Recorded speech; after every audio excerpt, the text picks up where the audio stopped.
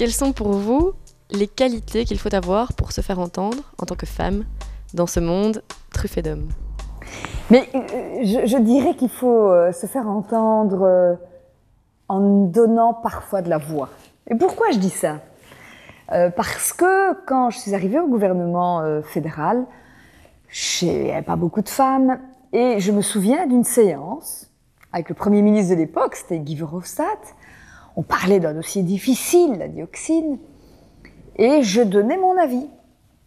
Et je remarquais, il ne me connaissait pas du tout, qu'il écoutait distraitement et puis il passait aux autres. J'ai répété 2 fois, deuxième fois, une troisième fois, puis à un moment donné, alors j'ai parlé avec la voix qui convenait, avec le poing qui était tapé sur la table pour qu'on m'entende. Et donc je crois que une qualité, c'est qu'il ne faut pas avoir peur de se faire entendre. Quel était votre premier geste le matin? Un bon café, un café noir. Quand je me lève, j'en ai besoin. Donc, effectivement, je me lève et je vais vers la machine à café. Alors, quel est justement votre remède pêche? Moi, je dirais que c'est la conviction. Voilà, moi, j'ai vraiment mes convictions, mes valeurs chevillées aux tripes. Et donc, quand je suis en négociation, en plus avec l'adrénaline, j'oublie toujours la fatigue.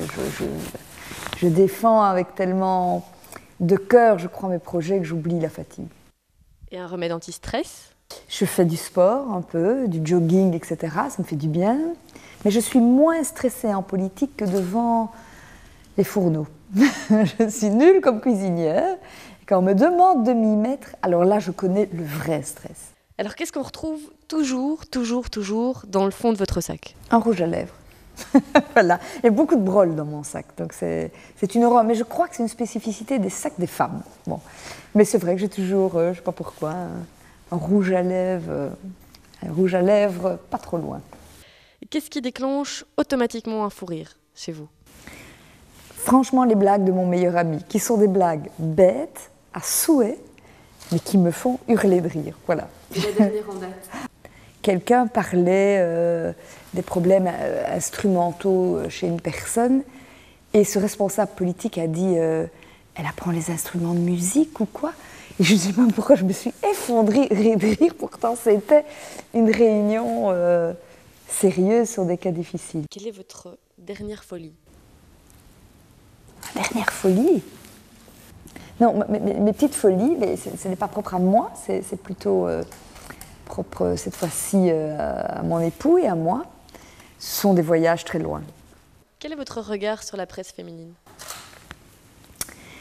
Mais en réalité, je ne lis pas tellement la presse féminine, donc je vous l'avoue bien, parce que je n'ai pas vraiment le temps, et le soir avant de m'endormir, ce sera plutôt un bouquin que de la presse féminine, sauf évidemment, comme tout le monde, quand je vais chez le coiffeur, le dentiste, ça, je me rue sur ça, et donc là, effectivement, j'en profite pour rattraper mon retard. Alors, comme je suis marraine de Pink Ribbon, je me permettrai d'en parler, puisque vous me donnez l'occasion. Dans le cadre de la lutte contre le cancer, voilà un magazine féminin qui va parler évidemment du cancer du sein, la difficulté de vivre avec le cancer du sein, mais qui va s'occuper de la beauté des femmes qui ont le cancer du sein, qui vont discuter de quelle est la place du plaisir entre époux alors que le cancer du sein est là, qui va s'occuper de voir comment, comme femme avec un cancer du sein, on gère sa relation avec ses enfants quand on est trop fatigué pour les porter. C'est un regard très différent et donc très intéressant. Donc voilà, je ne trouve pas qu'il y a une presse féminine, mais plusieurs presses féminines. Et ce qui m'intéresse moi, c'est celle qui aborde différemment finalement les sujets de société.